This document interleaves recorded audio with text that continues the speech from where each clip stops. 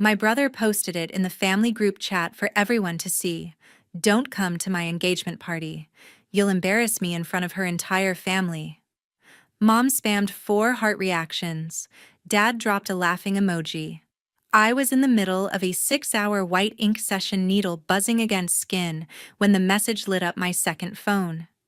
I read it once, typed 2 words. Got it. Sent. Phone flipped over. Kept working. I'm Rylan Gates, 32, the henna and white ink artist that half the Vegas Strip booked solid for months. My designs end up on dancers' brides and people you've definitely seen on billboards. But to my own family, I've always been the dirty secret, the one they pray doesn't show up in photos. I thought that message closed the door for good. I was dead wrong. The very next morning, my entire family stormed into my studio while I had a celebrity dancer in my chair, and my brother's fiancé looked straight at me and said words that turned the whole room upside down. If you've ever been told you're not wanted at your own brother's biggest night, you need to hear what happened next. Drop your story in the comments, smash subscribe, and turn on notifications, because this one goes from zero to chaos real fast. Let's dive in. The studio doorbell went off like a fire alarm at 9 sharp Saturday morning, someone leaning on it hard, refusing to let go. I was 4 hours into a full-back white ink piece on one of the lead dancers from the new residency at Resorts World. She was face down, breathing, steady arms tucked under her chest, while I laid the finest lines I'd pulled all week. The second the door slammed open, every head in the place turned. Mom charged in first, cheeks already flaming. Dad followed, shoulders squared like he was walking into a business meeting he didn't want. Cohen came next, hair-styled, white linen shirt, screaming influencer brunch, and a woman I'd never seen before stepped in. Last, designer sunglasses pushed up into her hair, eyes wide, taking in the neon and flash walls. Mom didn't wait for the door to swing shut. Your grandfather just called the house. In a panic, she barked loud enough that the dancer flinched under my needle. He saw the family group chat and demanded to know why his granddaughter isn't invited to Cohen's engagement party. Do you have any idea how embarrassing that phone call was? The 2 clients on the velvet couch reached for their phones at the exact same second. The dancer lifted her head an inch. Everything okay, Rylan? I kept the machine running, wiped, dipped more ink. Keep breathing for me, babe. Dad stepped up beside Mom, arms folded tight. One message, and you had to drag the whole family into it. Couldn't just let it go. Cohen scanned the room like he'd walked into the wrong building, lips pressed thin. The woman next to him suddenly stopped dead. She stared at my half-finished piece, then at the portfolio wall, then straight at me. I didn't look up. I sent 2 words. That's it. Mom opened her mouth again, louder this time. 2 words that made your grandfather think we're ashamed of you. The woman cut in, voice sharp with recognition. Hold on, you're Rylan Gates. She took 3 fast steps closer, eyes locked on the white ink blooming across the dancer's skin. The Rylan Gates. The one who did the custom henna sleeves for the entire cast of the new Cirque show. The white ink ribs that were all over Billy's stories last month. The dancer on my table grinned into the padding. That's exactly who's tattooing me right now. 6-month waitlist. The woman's mouth actually dropped open. I've been trying to book you for 14 months. Your work is literally my entire inspiration board. Cohen's jaw went tight. Farah, this isn't the time. So that was Farah. Mom waved both hands like she could erase the last 20 seconds. It doesn't matter what she does on the internet. The point is, you made your grandfather think we're hiding something. I set the machine down, grabbed a clean towel, wiped the skin carefully. You are hiding something. You put it in writing, in the family chat. With receipts. Dad snorted. We were protecting Cohen's brand. This party is a big deal. Farah's family expects a certain image. Farah turned slowly to Cohen. Wait. You told your own sister, the artist I've been obsessed with for years, not to come to our engagement party. Cohen shot her a warning look. Babe. One of the waiting clients had her phone up now, red dot blinking. Another was live on TikTok, I could tell by the angle. Mom kept going. We didn't drive over here to be put on display in your little tattoo shop. We came because you're making us look like monsters to the entire family. I picked the machine back up, checked my line, restarted the pedal. You made yourselves look like that the second you hit send. Farah ignored Cohen tugging at her elbow and walked all the way to my station. She leaned in, studying the detail I was shading along the dancer's spine. This is unreal. The way the white sits on her tone, I've never seen anyone pull that off. Cohen's voice dropped. Farah, stop.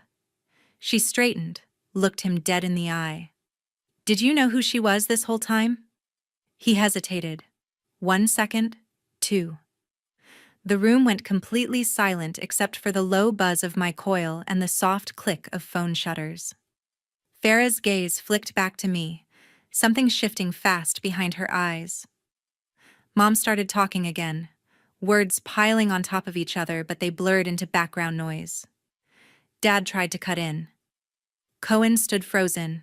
I dipped more ink, pressed the pedal harder, and kept working. The dancer exhaled like she was bracing for round 2. Phones were out everywhere now. Someone whispered, "This is going viral." Another voice laughed under their breath. "Vegas drama stays in Vegas, my ass." Farah didn't move from my station. She just watched me shade, watched the design come alive, and didn't say another word. Yet, I hadn't even grabbed a clean wipe when Dad cut straight through the silence. "We're still 20,000 short to lock the rooftop by Monday," he said, holding his phone up like he was already waiting for the QR code to scan. "Plus another 9 for the full floral package. The vendor needs it wired today or the entire date is gone. Just send it now, Rylan." Mom didn't miss a beat. "You've always covered the big stuff. No one even has to know it came from you." The dancer on my table stopped breathing for a second. One of the girls on the couch actually let out a small whoa under her breath. I set the machine down, peeled my gloves off slowly, and dropped them in the bin. "No," I said. Dad blinked twice. "What?" "No money. Not 20,000. Not 9,000. Nothing." Mom's face went white, then red. "You cannot be serious right now." "I'm dead serious." I looked at Cohen. "I'm done being your bank." Cohen stepped forward, voice low and tight. "This rooftop is the launch of my entire rebrand. One canceled venue and every sponsor walks." "Then let them walk," I said. "Maybe you'll finally learn how to pay for your own life." Dad switched to the calm, reasonable tone he used when he really wanted something. "Sweetheart, family helps family. You've always been the one we could count on. I've been the one you've used," I answered. "Mortgage payments when the club dues were late. Cohen's private coach. The down payment on the condo with the view you post every sunrise from. The ring on her finger, you told everyone you bought yourself. All me. 9 straight years." Farah's eyes snapped to Cohen so fast I heard her neck crack. Mom clutched her purse like it could protect her. "You're willing to destroy your brother's future over cash. I'm protecting my future." I walked to the front desk, spun the booking iPad around so the screen faced them, every slot filled in bright green for the next 8 months straight. "This is mine. I earned it. I'm keeping it." The dancer sat up slowly, holding the sheet. "I can come back any day if you're staying right there," I told her. Then I turned back to them. "You're the ones leaving." Cohen's jaw flexed. "You're doing this in front of your clients." "You did this in front of my clients," I shot back. "You don't get to storm into my studio and demand 30 grand like I owe you air." Dad tried again, softer. "Think about what you're throwing away." "I've thought about it every single time I transferred money I worked 60-hour weeks for." I walked straight to the door and opened it wide. "Out. All of you." Mom's voice cracked. "This is insane." Farah spoke for the first time, barely audible. "Cohen, everything she just said, is it true?" He opened his mouth. Nothing came out. I pointed through the open door. "Now." Dad gave me one last disappointed dad look. You're going to regret this. I regret not doing it sooner. The two waiting clients stood up at the same time, forming a quiet line behind me like backup I didn't even ask for. The dancer gave me a small, fierce smile. Cohen stared at me for 5 full seconds, something raw flashing across his face, then turned and walked out. Mom followed, muttering the entire way. Dad paused on the threshold, shook his head once, and left. Farah was last. She stopped inches from me. I had no idea, she whispered. I know, I said. She walked out. I shut the door, flipped the deadbolt, turned the sign to closed on a Saturday for the first time in 3 years, and stood there for a moment listening to the sudden, perfect quiet. The dancer broke it. Girl, that was the most savage thing I've ever witnessed. I exhaled, walked back to my station, picked up the machine, and smiled. My hands weren't shaking. Not even a little. The night of the official engagement party, the entire city was blazing with light. I shut my phone down at 6 sharp, locked it inside the safe, and turned my studio into a completely different universe. Every neon sign I normally keep dim for sessions now burned hot, magenta, cyan, and violet across the ceiling. Jenna had arrived at 4:30 with 3 of the hottest resident DJs from Omnia and XS, and by 8, the place was at capacity, over 150 dancers, showgirls, aerialists, magicians, photographers, resident headliners, even 2 Cirque directors who'd canceled their own dinners. The second word spread. Someone had commandeered champagne from the Bellagio's magic show, and it flowed on silver trays like water. My fog machine synced to the kick drum, rolling thick clouds that caught the strobes and turned the room into a living heartbeat. Every single flash sheet on the walls was backlit like museum pieces. Jenna found me beside the freehand henna bar, pressed a chilled flute into my hand, and raised hers high enough for the whole room to see. To the woman who finally said no and meant it, she announced. To Rylan Gates, the baddest artist on the strip. Every glass in the building went up. The lead dancer from the new Jubilee revival, the one whose white ink ribs had broken the internet, climbed onto my rolling tray table like it was a stage. To the queen who books 18 months out and still makes every single one of us feel like her only client. The aerialist whose full-back phoenix I'd finished last month cupped her hands around her mouth. To the artist who turned skin into goddamn art, the chant started small, then swallowed the room. Rylan, Rylan, Rylan. The DJ dropped the bass so hard the mirrors rattled. Phones shot up, flashes popping like paparazzi. Someone handed me another flute and I drank it without tasting it. A 6'7" magician in half his stage costume grabbed the mic next. To never again letting anybody treat you like their personal ATM, the roar that followed almost blew the windows out. Jenna spun me under the lasers, laughing so hard her eyes watered. This is your engagement party, babe, the one you actually deserve. I was pulled into the center of the cleared floor, surrounded by bodies moving like liquid light. A drag queen I'd done white lace thigh pieces for last summer snatched the mic from the DJ booth. To the sister who built her empire one needle at a time and never let anyone dim her shine. Another dancer, still in rehearsal sweats, jumped on a tattoo bed and screamed. To the family that shows up because they love you, not because they need your Venmo. The entire room lost it. Hands were on my shoulders, my waist, my arms.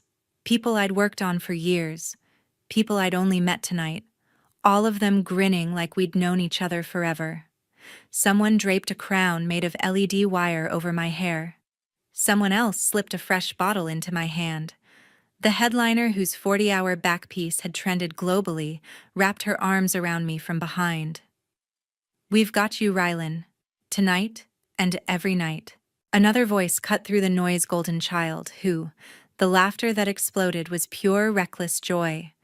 Jenna leaned in, her forehead against mine. Feel this. This is what real family feels like. I looked around at every glowing face, every design I'd ever put on skin now moving under my lights in my space with my people. No guilt, no demands, no pretending. The beat dropped into something filthy and slow. The dancers formed a circle around me, hips, rolling arms tracing the air, every piece of art I'd ever created coming alive at once. I threw my head back and let the music take me completely. For the first time in my entire life, I wasn't bracing for the next hit. I was home. The roll-up door got kicked in so hard just before midnight that the entire frame rattled like it was coming off the hinges. The track cut instantly. Fog hung frozen in the beams. Every colored light in the studio painted Cohen's face furious red as he stormed through the opening, Mom and Dad right on his heels, still in their rooftop party finest, now wrinkled and wild-eyed. Cohen's tie was gone, shirt half-open, hair plastered with sweat. He shoved past two dancers and roared into the silence. "Where the hell is Farah? She walked out of our own party right before the cake. Because of you, 200 phones shot up at once, red dots blinking like a swarm." Mom took one look at the champagne, the neon, the crowd, and screeched, "You threw a rave while your brother's engagement imploded." Dad tried to grab Cohen's arm. "Son, let's take this outside." Cohen jerked free and kept coming straight at me. "Videos from this morning are everywhere. She saw everything. She told 400 guests she needed air and vanished. I stayed dead center of the circle, LED crown, still glowing arms loose at my sides. A Cirque headliner stepped half in front of me. Back up, pretty boy."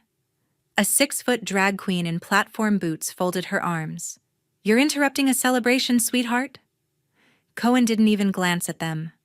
"Call her Rylan. Right now. Tell her you exaggerated. Tell her it was a misunderstanding." The room went so quiet I could hear the ice melting in abandoned glasses. Then the side door opened again, slow and deliberate. Farah stepped in alone. Emerald silk dress, diamonds, flashing hair, not one strand out of place, but her face was carved from ice. She stopped 10 feet from Cohen, looked him dead in the eyes, and spoke loud enough for the cheap seats. "The wedding is off." You could have heard a sequin hit the floor. Cohen spun toward her. "Baby, no." She slid the ring off her finger, calm, deliberate, and placed it on the nearest rolling tray like she was dropping off dry cleaning. "I just listened to 9 years of Venmo records. I listened to your parents beg your sister for 30 grand this morning like it was pocket money. I listened to you lie to my face about every single dollar. I'm done." Mom lunged forward, mascara already running. "Farah. Honey, he's just upset." Farah turned on her so fast Mom actually flinched. "Don't honey me. You used her like a credit card and treated her like garbage. You don't get to speak to me." Dad tried the calm adult voice. "This is a private family matter." Farah laughed cold and sharp. "You forfeited the word family the second you told her she wasn't welcome tonight." Cohen took 2 desperate steps. "We can fix this. Please." Farah looked past him straight at me. For 1 second the ice cracked just enough for me to see gratitude, then it froze solid again. She faced Cohen one last time. "There's nothing left to fix. We're done." She walked through the parted crowd, heels clicking like gunshots, and disappeared out the side door without looking back. Cohen stood frozen, staring at the ring sitting alone on the tray. Mom started wailing loud enough to wake the dead. Dad grabbed Cohen's shoulder, trying to steer him out. Cohen didn't move, just kept staring at the empty space where his fiancée had been 10 seconds ago. A dancer near the front raised her glass. To Farah walking away from the trash, she said clearly. Half the room echoed. To Farah, phones never stopped recording. Someone started slow clapping. Someone else whistled. Cohen finally looked at me, eyes red, mouth working like he was trying to find words and failing. Mom sobbed louder. Dad muttered, "This is your fault," but it barely carried over the growing noise. I didn't say a thing. I didn't have to. The DJ waited exactly 5 more seconds of dead air, then dropped the filthiest bass line of the night. The floor erupted. Dancers surged forward, swallowing the spot where my family stood like the tide taking driftwood. Lights strobed harder. Fog rolled thicker. Within 30 seconds, Cohen mom and dad were pushed all the way to the exit by a moving wall of bodies that never once touched them, just danced them out. The roll-up door slammed shut behind them. The party didn't miss a beat.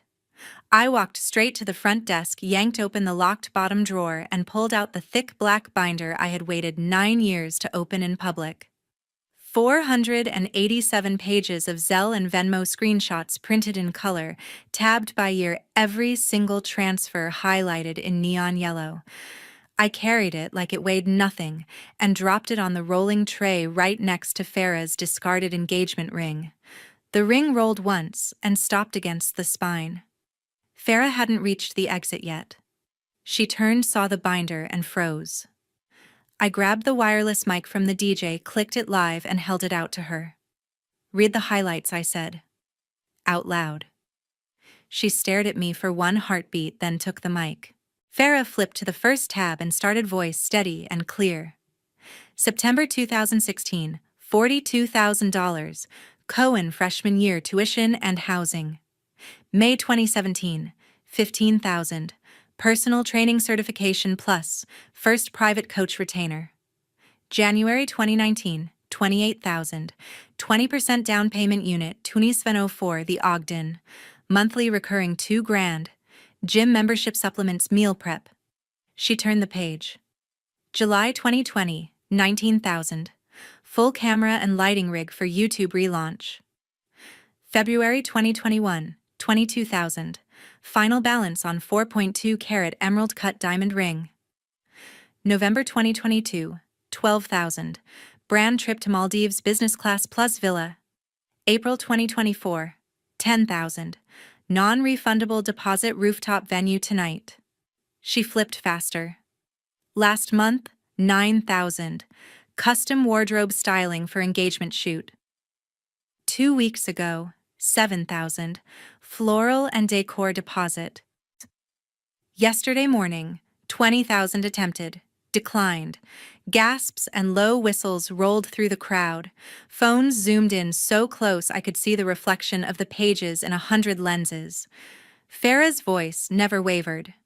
Total highlighted transfers, $481,642. All from Rylan Gates. 0 from Cohen Gates. She let that number hang in the air like a verdict. Cohen looked like someone had punched him in the stomach. Mom's mouth opened and closed without sound. Dad stared at the binder like it might explode. Farah turned another random page and kept going. Random examples. Random Christmas 2019, $5,000. Family ski trip Cohen wanted posted. Random March 2022, $8,000. New teeth whitening and veneers for brand smile. Random last week, $4,000. Emergency spray tan package because old one looked orange on camera. Every new line drew louder reactions. Someone in the back yelled, "Read the footnotes." Another screamed, "This is better than payroll leaks." Farah closed the binder with a deliberate snap that echoed over the silent speakers. $481,000, she repeated into the mic. And not one single thank you in the memo line. Not one. She set the mic on top of the binder right next to the ring and looked at Cohen for the last time. "I should have asked for this binder the day I said yes." Then she turned and walked out. The door hadn't even clicked shut before the room absolutely erupted. The DJ killed the lights except for a single spotlight on the tray. Phones flashed like paparazzi at a red carpet. Dancers surged forward, snapping close-ups of individual pages, live streaming, tagging brands, tagging sponsors, tagging every influencer who'd ever collabed with Cohen. Someone held a page up to their story, "When your sister funds your entire personality." Another zoomed in on the ring next to the total paid for by Big Sis. Jenna jumped on the tattoo bed, screaming, "That's how you end a bloodline with receipts." The chant started in the back and spread like fire. 481, 481. I just stood there and let it wash over me. The binder got passed hand to hand like the Stanley Cup. People read random entries out loud, each one drawing bigger reactions than the last. Within 6 minutes, John Gates binder was the #1 trending topic in the United States. Within 10, Cohen's biggest protein sponsor had already posted a statement pulling the 7-figure deal. The party didn't slow down, it just switched from celebration to coronation. And I stood in the middle of it, finally, completely, undeniably free. By the time I opened the studio Sunday morning, Cohen's phone had already been blowing up for 12 straight hours. His biggest sponsor, the 7-figure protein brand that paid for the condo, the cars, and half his personality, dropped the axe first. A single line on their verified account, effective immediately, "We have terminated our partnership with Cohen Gates. We do not align with the values displayed last night." The statement hit 2 million likes in 4 hours. Farrah's Instagram was next. Every engagement shoot, every couple reel, every rooftop kiss gone. Profile picture switched to black. Bio changed to one word: free. Within minutes, the internet crowned her. Gates' family drama locked the #1 trending spot in Las Vegas, then Nevada, then the entire United States.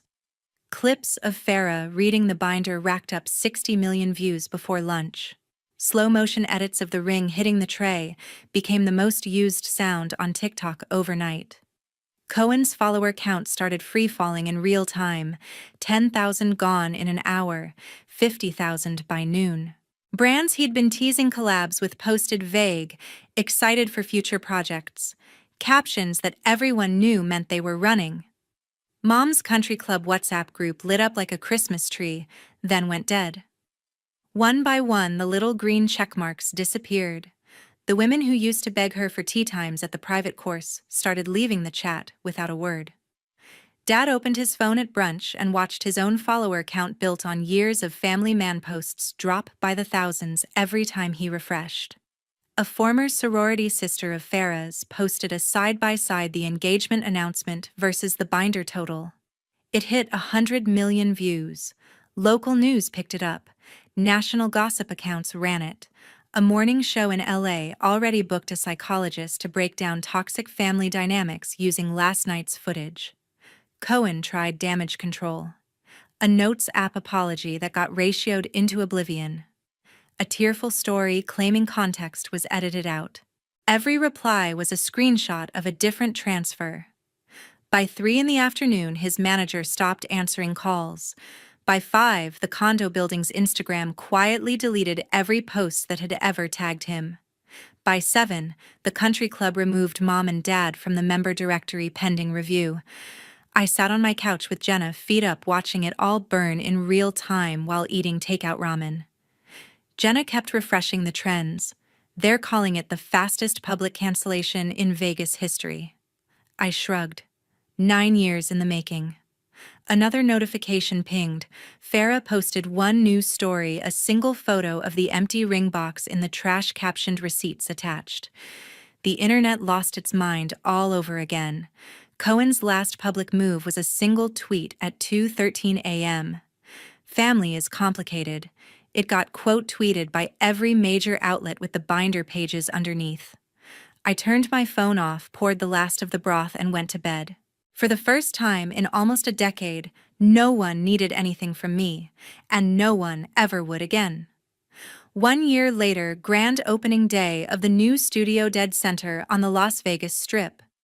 The place is double the size of the old 130-foot ceiling's panoramic windows facing the Bellagio fountains, a 25-foot neon phoenix blazing across the entire back wall, 14 private suites, a dedicated henna lounge, and a rooftop deck already booked for flash events 6 months out. The line started forming at 6:00 a.m., and by 10 it snaked past 3 casinos. Jenna stood at the velvet rope with a gold iPad turning away walk-ins while paparazzi fought for shots of the new sign, Gates Inc., Las Vegas in electric violet. I was in the centerpiece chair finishing a white ink sleeve on a Grammy-winning DJ when my phone lit up on the metal tray. Unknown number. One message. "Sister, please help me. I truly have nothing left." I read it once. My thumb hovered for half a second. Blocked. Phone back face down.